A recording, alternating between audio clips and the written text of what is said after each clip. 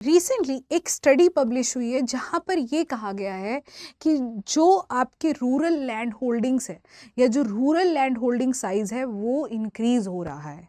Y? Because people are moving from rural to urban areas. ये जो study है a new nature communication, उन्होंने ये स्टडी पब्लिश की है 17 अक्टूबर को, जिसमें उन्होंने कहा है कि जो average socio economic farm size है वो ट्रिपल हो जाएगा बाय 2100 तक। 2100 तक ये जो साइज है आपका इंक्रीज हो जाएगा। Why? Because people are now moving from rural India to urban areas in search of better job. अच्छी जॉब के लिए वो आपका अर्बन एरियाज में ट्रांसफर कर रहे हैं। मतलब आज वर्ल्ड वाइड इन्होंने कहा है कि world wide people are moving away from agriculture से मूव कर रहे हैं। Why? Because of lack of income.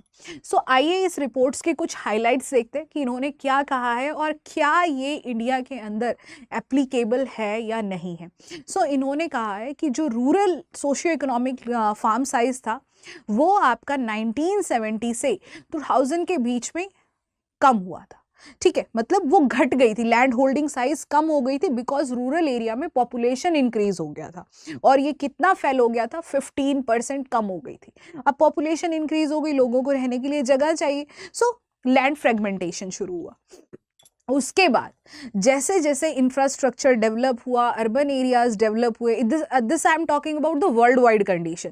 जैसे जैसे डेवलपमेंट हुआ, इंफ्रास्ट्रक्चर डेवलप हुआ, न्यू न्यू इंडस्ट्रीज आई, अर्बन एरियाज ने डेवलप किया, वैसे ही ये जो 2000 से 2020 तक ये लैंड साइज जो था, ये सोशियो इकोनॉमिक फार्म साइज था, ये इंक्रीज हो गया रूरल एरिया में 14%।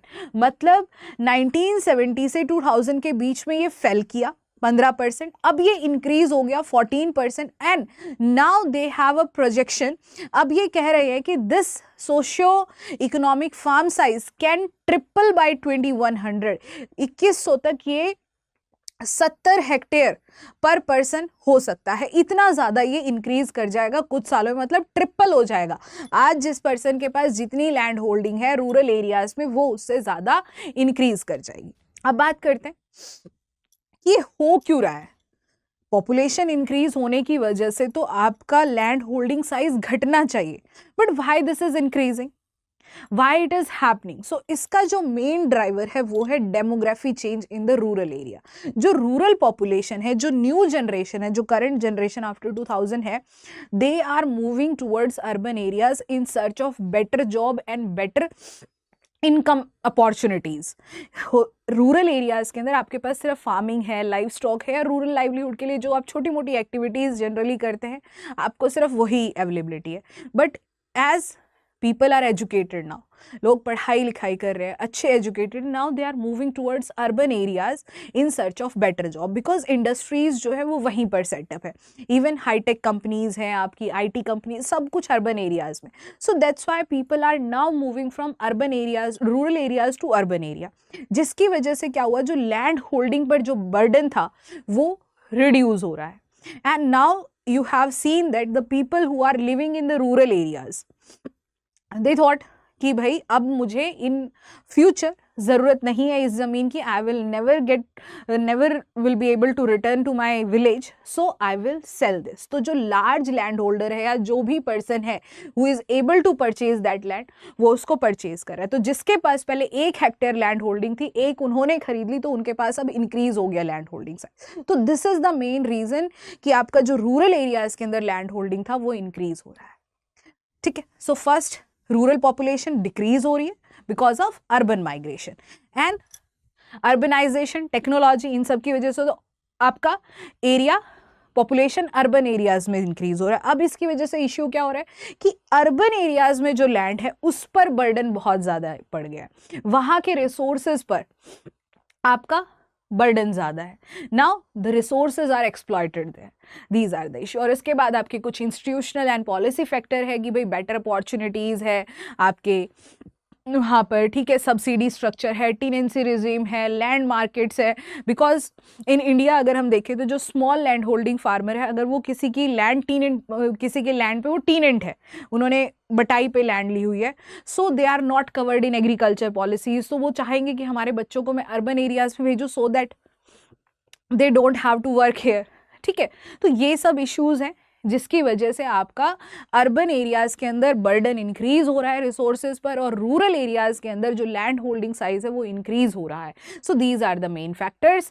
अब इसके कुछ पोटेंशियल अपसाइड है, बिकॉज ऑब्वियस सी बात है, are educated people are now moving towards the urban areas, that's why वहाँ की जो इकोनॉमी है वो इंक्रीज हो रही है, ठीक है। वहाँ पे मैकेनाइजेशन, वहाँ पे इनकम अपॉर्चुनिटीज ज़्यादा, इनकम इंक्रीज होगी। और इसका एग्रीकल्चर सेक्टर पे क्या इम्पैक्ट पड़ेगा? अ पर्सन जिसके पास में लार्ज लैंड होल्डिंग है, पहले मेरे पास 1 हेक्टेयर लैंड था तो मेरे पास कम इनकम थी, तो मैं उतना ज़्यादा इन्वेस्ट नहीं कर सकती मेरे एग्रीकल्चर में कि मैं मैकेनाइज्ड एग्रीकल्चर करूँ, प्रिसीजन एग्रीकल्चर करूँ। But now I have purchase the land of some other people जो यूज़ की नहीं थी।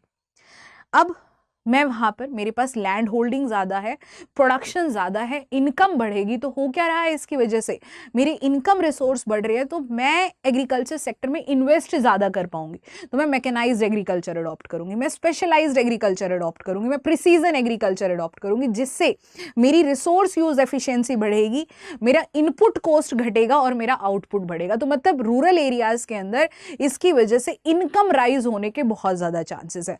But there are lot of risk with that. सबसे पहले रूरल जॉब्स खत्म हो रही है रूरल एरियाज के अंदर, like people are moving towards urban area, तो जो लेबर वर्क था वो बिल्कुल खत्म होता जा रहा है, ठीक है। लाइवलीहुड पर इंपैक्ट पड़ रहा है, जो पुअर पीपल थे वो बहुत ही पुअर रह गए, now who have invested in the land, वो उनकी इनकम इंक्रीज हो रही है। साथ के साथ बायोडाइवर्सिटी एंड इकोसिस्टम पर इसका इंपैक्ट पड़ेगा। वो क्या पड़ेगा? लाइक मेरे पास पहले 1 हेक्टेयर लैंड था, एक दूसरा फार्मर था उसके पास भी 1 hectare land, like 5 farmer are there, सबके पास 1-1 हेक्टेयर। किसी ने टोमेटो ग्रो किया है, किसी ने राइस ग्रो किया है, किसी ने कुकुम्बर ग्रो किया है, तो देयर वाज अ डाइवर्सिटी। अब उस एरिया के 4 फार्मर अर्बन एरिया में शिफ्ट हो गए, और जो एक फार्मर था उन्होंने ही उनकी लैंड को खरीद लिया या टीनेंसी पर ले लिया। वो क्या करेगा? वो उसके पास जो क्रॉप एरिया था वो उस एरिया क्रॉप को ही इंक्रीज करेगा। लाइक वो राइस ग्रो कर रहा था तो वो राइस ही ग्रो करेगा वहां पे। So this will increase monocrop, ये मोनोक्रॉप को बढ़ाएगा। एंड यू ऑल नो कि मोनोक्रॉपिंग के कितने सारे नुकसान हैं, और ये सीधा सीधा बायोडाइवर्सिटी और इकोनॉमी पर, एनवायरमेंट पर इंपैक्ट डालेगा। इक्विटी एंड रेजिलियंस, अब लैंड कंट्रोल, स्मॉल फार्मर का स्मॉल लैंड होल्डर मार्जिनलाइजेशन होगा, फूड रिलेटेड इश्यूज इससे हो सकते हैं, बिकॉज हम सिर्फ मोनोकल्चर की तरफ बढ़ेंगे, then that's will create problem. So these are the issues with that. अब बात करते हैं हम इंडिया का इस पे फोकस क्या है। अगर मैं आपको कहूँ कि क्या ये इंडिया में इंक्रीज हो सकता है, सो आई डोंट थिंक सो कि इन फ्यूचर भी ये बहुत ज़्यादा इंक्रीज नहीं होगा, बिकॉज हमारी रूरल पॉपुलेशन बहुत ज़्यादा है, और लाइक 60 से 70% हमारी पॉपुलेशन ऐसी है जो डायरेक्टली और इनडायरेक्टली हमारे एग्रीकल्चर सेक्टर पे डिपेंड कर रही है। सो यहाँ पर फ्रेगमेंटेड लैंड बहुत ज़्यादा है, रूरल डेंसिटी बहुत ज़्यादा है, land ceiling and tenancy are very high. Small farmers जो है, स्मॉल लैंड होल्डर फार्मर जो, उनकी पॉपुलेशन ज़्यादा है। लाइक जो मेरे फार्मर पॉपुलेशन है उसमें 80% farmer are small and marginal farmer. अब उनके इनकम रिसोर्सेज इतने ज़्यादा नहीं है कि वो जो पर्सन छोड़ करके अर्बन एरिया में गया है उसकी लैंड को परचेज कर ले। So these are the issue with India. यहाँ पर in future I don't think so कि ये इंक्रीज होगा, और अर्बन एरियाज में ऑलरेडी पॉपुलेशन बहुत ज़्यादा है, बर्डन बहुत ज़्यादा है, so it may take time, but because urban area में अगर हमारे एग्रीकल्चर सेक्टर को इम्पैक्ट पहुंचा, then it will cause huge impact to our food security and other things as well. तो यहाँ पर बिकॉज हमारे यहाँ हमें मैकेनाइज्ड एग्रीकल्चर को प्रमोट करना है, प्रिसीजन एग्रीकल्चर को प्रमोट करना है, सबसे इंपॉर्टेंट बात है कि हमारा जो small and marginal land holders farmer है उनके इनकम रिसोर्स को इंक्रीज करना है। We want to make our country a more agriculture specified country, क्योंकि हम हमेशा से ही एक कृषि प्रधान देश रहे। हमारी ज़्यादा पॉपुलेशन 50% से भी ज़्यादा वहाँ पर डिपेंड करती है। आई don't think so this will happen in India. यहाँ पर पॉपुलेशन चाहे आप अर्बन एरियाज़ में देखिए चाहे आप रूरल एरियाज़ में देखें, माइग्रेशन होने के बावजूद भी बहुत ज़्यादा यहाँ पर स्टिल बहुत ज़्यादा एग्रीकल्चर पॉपुलेशन है जो डिपेंड कर रही है agriculture. So this is all about from my side. If you have any views you can share in the comment section. Thank you so much and have a nice day.